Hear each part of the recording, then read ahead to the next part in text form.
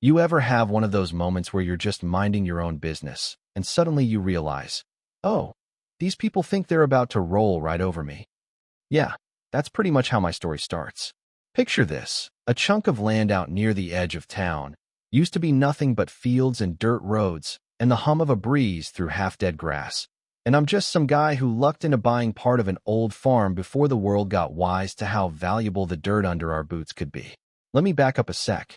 I got my hands on that property around '04, before any of the fancy folks or big plans showed up. My plot was tucked away near the back, by this dirt track no one cared much about. Everybody wanted to be up by the paved road in front, closer to civilization.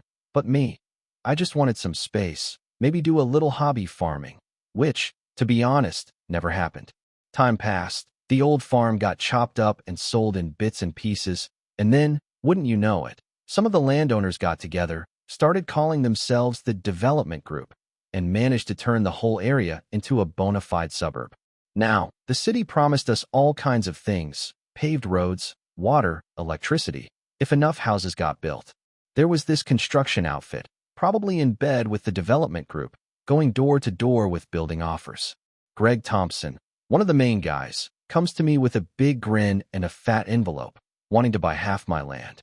Says, "Look, it's about to blow up out here. I'll take this piece off your hands, and you'll still have plenty to build on." I thought, why not?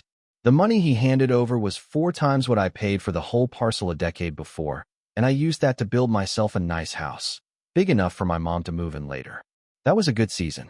I started drawing up plans to build her a little place next door, but cancer's got a cruel sense of timing and took her before I could even break ground. Greg showed up at her funeral, looking all sad and sincere, but, you know, life moves on. I rented out my house and got ready for the next chapter. That's about when Greg and his buddies decided they wanted to start an HOA. I didn't have the patience for that mess, so I just bowed out and kept to myself. 2 years go by, and Greg rings me up again. He's all excited about making the back entrance near my property the main gate for the neighborhood. We'll put up a guard shack, a big fancy sign. Make it look like the kind of place folks want to pay extra to get into. I told him no thanks, but he came back with an offer to lease a sliver of my land for the sign and the shack, promised to mow my lawn and pay me a couple $100 a month. It was free money, so I took it. For a while, everything was fine. The HOA blocked off the old farm road, hired security, kept mowing my grass, and I got some pocket change for letting them use that patch by the road. My tenant, Dave, settled in and things stayed quiet for years, until some nut started harassing Dave's little girl. Creepy noises, even a gunshot or two at night. Suddenly, the HOA was real keen on making a deal. They wanted me to join, offered a laundry list of exemptions, said they'd build a wall, put up cameras, the works. I figured, sure, what's the harm? Turns out the harm comes later. Once the wall's up and the security's tight, Dave gets a letter: "Dogs barking too much," HOA says. But remember, we're supposed to be exempt.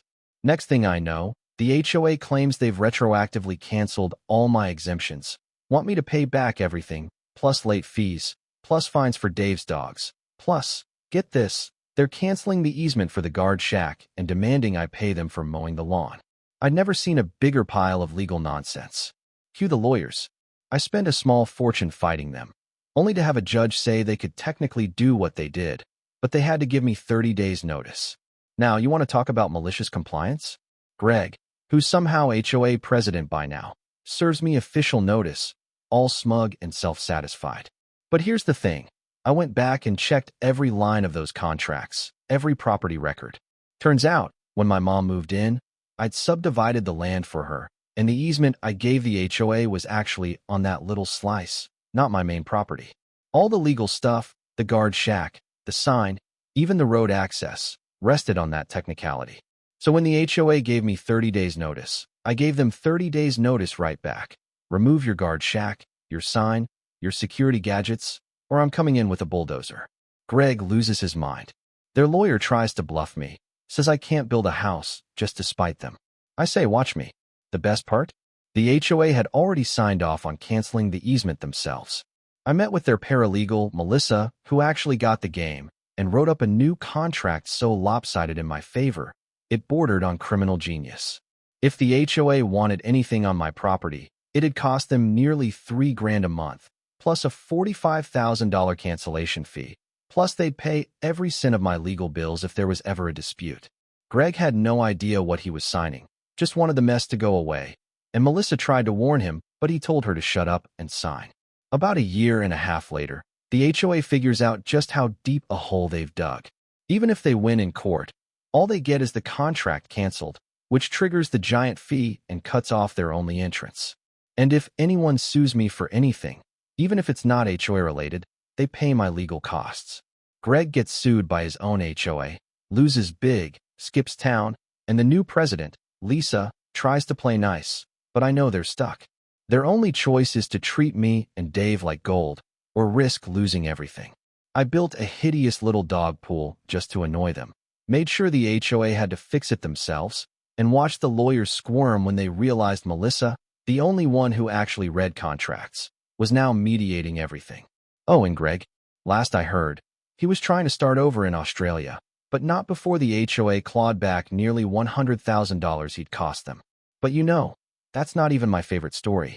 You want a real tale of malicious compliance? Buckle up, because this one's got goats, sunflowers, and a suburban nightmare. So I inherit this place from my granddad. 43 acres, old farmhouse, giant red barn, the whole Norman Rockwell postcard, right? For decades, it was just us in the woods, but a couple years after I move in, developers gobble up all the land around me, pop up an HOA called Willowbrook Estates. Every house the same, mailboxes lined up like toy soldiers, all the rules you could ever want. At first, the new neighbors are fine, but the HOA's got other plans. One day, I catch two folks in a golf cart, matching polos, taking pictures of my barn. Next time, they're inside my barn, poking around like they own the joint.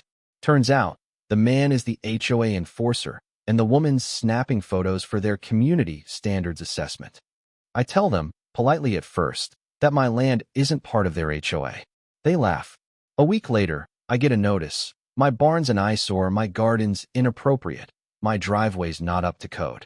Paint the barn, rip up the veggies, pave the drive, or else. I call their office, get talked down to like I'm a toddler, and the board president shows up in her SUV, dropping off another compliance order, this time with a threat to do the work themselves and bill me $12,000. That's when I realize, hey, if they want me to follow the rules, I'll do exactly that.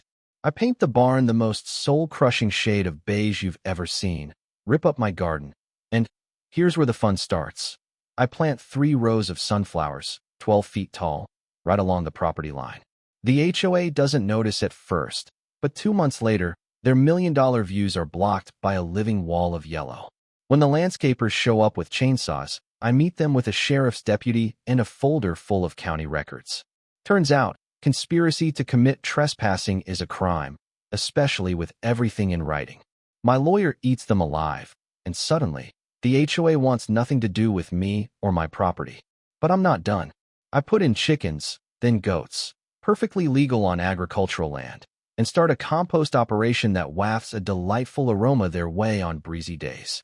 They try to get the county to shut me down, but everything's up to code, and the inspectors actually compliment me. Property values tank, the board president is forced out, the enforcer loses his job, and I start running school field trips, complete with farm tours and goats bleeding at their plastic fences. So yeah, now my sunflowers come back bigger every year, my compost piles are the envy of the county, and I make a tidy profit showing kids what real farming looks like.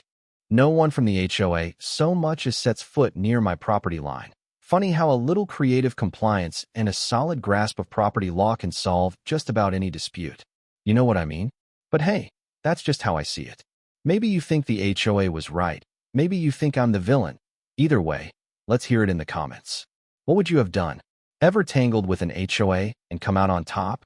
Drop your wildest stories below. Smash that like if you've ever dealt with entitled neighbors. And if you want more tales of revenge, property battles, or just good old-fashioned stubbornness, you know what to do. Subscribe, share, and I'll catch you in the next one.